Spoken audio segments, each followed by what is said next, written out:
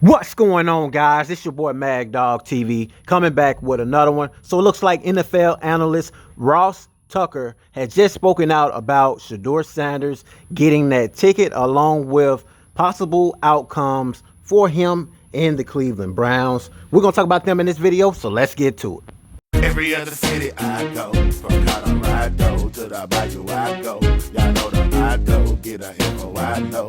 My people know it's Mad Dog TV, let's go. To every other city I go. From Colorado to the Bayou I go. Y'all know the motto, get a info I know. My people know it's Mad Dog TV, let's go. To every other city I go. From Colorado to the Bayou I go. Y'all know the motto, get a info I know. My people know it's Mad Dog TV, let's go. So I'm sure you guys know by now, or unless you've been living under a rock, I will inform you Shedeur Sanders received a speeding ticket on yesterday going over 100 miles per hour. Multiple reports states he had received another speeding ticket prior up to the one on yesterday going 90 in a 65 on June 5th. Nevertheless, those are behind him. He can focus on what's in front of him, which is training camp. CBS Sports NFL analyst Ross Tucker just gave insights as far as how he feel about Shedeur Sanders' speeding ticket, along with what he expects from the Cleveland Browns' entire quarterback battle. I'm going to play the video clip and let you guys see it. Shout out to the Cleveland Browns, so let's get to it. Anyway, it's awesome. Futurefans.com. It'll change your life. And you know who should really go there?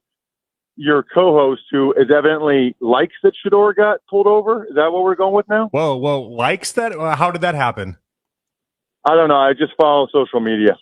Oh, social media lied then. I think we need more context. Ross, so it's not that I like it. I'm just not bothered by it. Why are you bothered by it?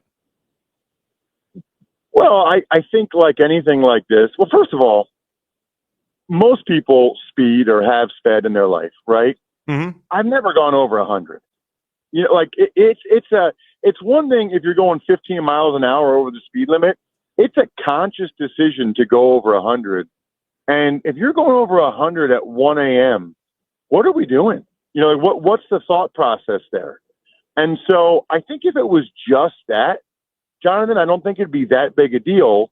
But then you combine that with, you know, everything we heard during the pre-draft process. There were multiple people that I spoke with that said it was the worst pre-draft interview they ever had, worst formal interview.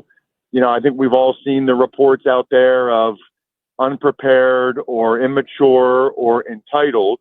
And so you think, okay, maybe he just was making, you know, he just didn't know what he was doing with the process or whatever. Well, he slips to the fifth round. You know, hopefully that's a wake-up call for him. Evidently not.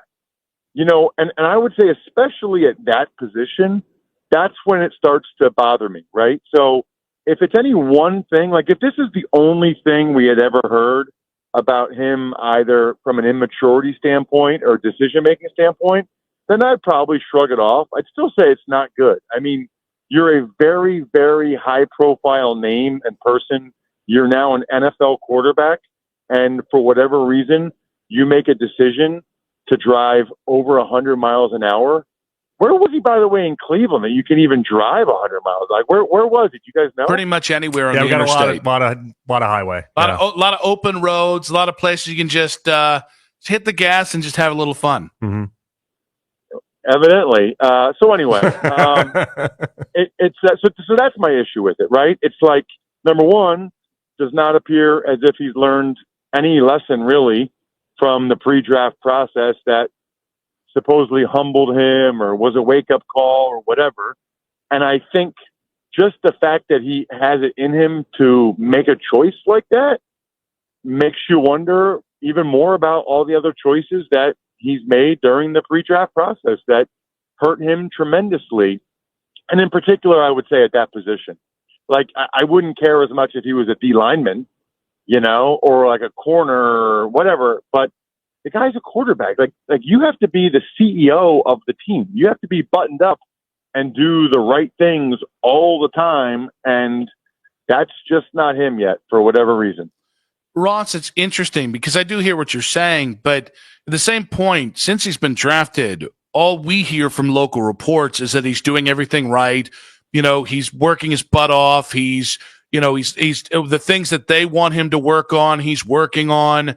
And so it's interesting, like we're caught between like the pre-draft process, which I do think at least some people in the organization still want to, I don't want to say punish, but hold him back from, versus what he's actually done in the business. Like, what's the right mix of, hey, you really screwed up that pre-draft process and pissed off a lot of people around the NFL, but since you've been in the building itself outside of the speeding ticket, he seems to have passed every test and been beyond professional.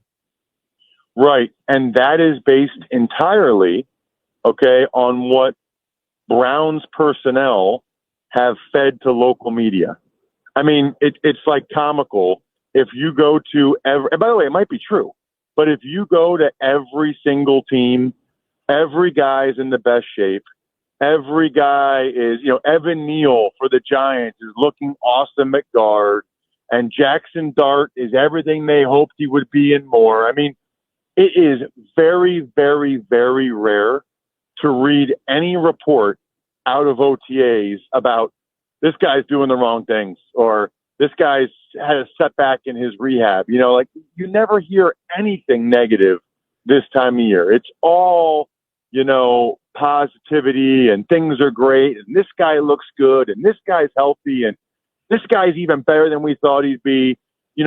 How would it behoove the Browns in any way if there were any issues with Shedeur for them to leak that to the media? It wouldn't. So you guys just heard NFL analyst Russ Tucker. I think I mispronounced his name earlier. My apology. I think I said Ross.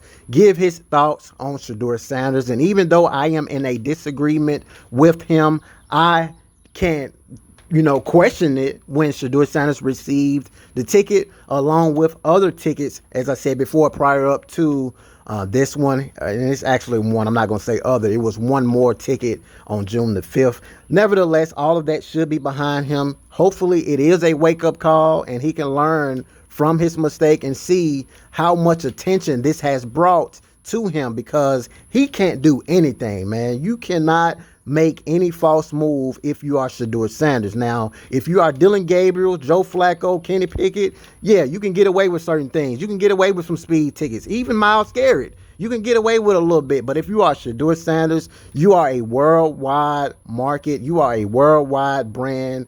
Anything you do, the world will talk about it. That's just what it is. Learn from it. Play football, man. Make the right decisions and shut the haters up. Until next time, hit that like button, subscribe to the channel, turn on the post notification bell. Also, get down in the comments and let me know your thoughts. Until next time, peace.